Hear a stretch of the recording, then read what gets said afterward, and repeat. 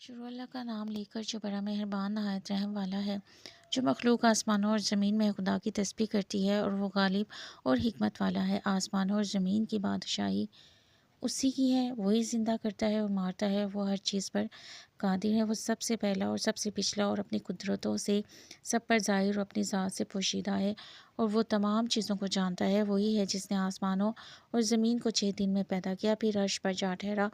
جو چیز زمین میں داخل ہوتی ہے اور جو اس سے نکلتی ہے، اور جو آسمان سے اترتی اور جو اس کی طرف چڑھتی ہے، سب اس کو معلوم ہے۔ اور تم جہاں کہیں ہو وہ تمہارے ساتھ ہے، اور جو کچھ تم کرتے ہو خدا اس کو دیکھ رہا ہے۔ آسمانوں اور زمین کی بادشاہی اسی کی ہے، اور سب امور اسی کی طرف رجوع کرتے ہیں۔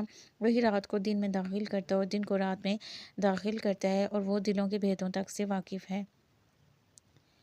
تو خدا پر اور اس کے رسول پر ایمان لاؤ، اور جس مال میں اس نے تم کو اپنا نائب بنایا ہے اس میں سے خرچ کرو۔ جو لوگ تم میں سے ایمان لائے اور مال خرچ کرتے رہے ان کے لیے بڑا ثواب ہے۔ اور تم کیسے لوگ ہو کہ خدا پر ایمان نہیں لاتے، حالانکہ اس کے پیغمبر تمہیں بلا رہے ہیں کہ اپنے پروردگار پر ایمان لاؤ، اور اگر تم کو باور ہو تو وہ تم سے اس کا عہد بھی لے چکا ہے۔ وہی تو ہے جو اپنے بندے پر واضح طالب آیتیں نازل کرتا ہے تاکہ تم کو اندھیروں سے نکال کر روشنی ملائے۔ بے شک خدا تم پر نہایت شفقت کرنے والا مہربان ہے۔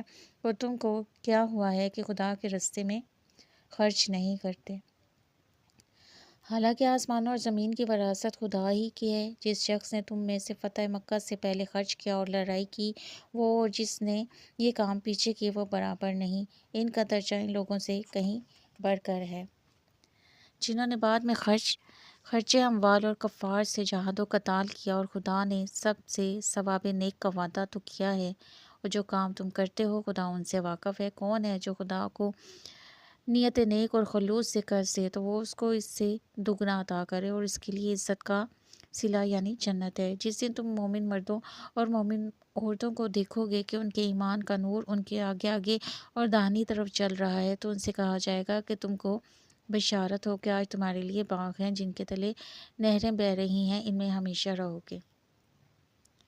یہی بڑی کامیابی ہے۔ اس دن منافق مرد اور منافق عورتیں مومنوں سے کہیں گے کہ ہماری طرف نظر شفقت کیجیے کہ ہم بھی تمہارے نور سے روشنی حاصل کریں۔ تو ان سے کہا جائے گا کہ پیچھے کو لوٹ جاؤ اور وہاں نور تلاش کرو۔ پھر ان کے بیچ میں ایک دیوار کھڑی کر دی جائے گی جس میں ایک دروازہ ہوگا، جو اس کی جانب اندرونی اس میں تو رحمت ہے، اور جو جانب بیرونی ہے اس طرف عذاب و اذیت۔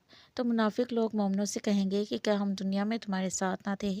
وہ کہیں گے کیوں نہیں، لیکن تم نے خود اپنے تئیں بلا میں ڈالا اور ہمارے حق میں حوادث کے منتظر رہے اور اسلام میں شک کیا